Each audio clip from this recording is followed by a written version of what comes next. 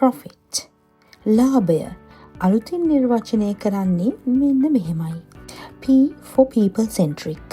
ඒ කියන්නේ මනුෂ්‍යත්වය කේන්ද්‍රීය කරගෙන මානව වර්ගයාගේ සාර්ථකත්වය වෙනුවෙන් වැඩ කර ඉන් ලබන තෘප්තිය ලාභයයි. R. Return on intent. ඒ කියන්නේ ඔබගේ පිරිසුදු චේතනාවන් සාක්ෂාත් කරගෙන ඉන් ලබා ගන්නා ප්‍රීතිය ලාභයයි. O. For optimized value addition. ඔබගේ සේවාදායකයාට ප්‍රශස්ත වටිනාකමක් ලබා දීම ලාභයයි. F. For fulfill every need. ඔබගේ සේවාදායකයාගේ සියලු අවශ්‍යතා ඉටු කර දීම ලාභයයි. I. For initiate relationships.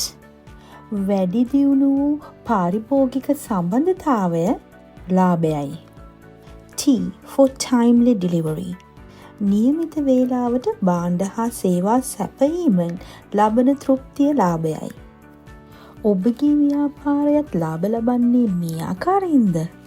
මුදල් ගලා ඒවි.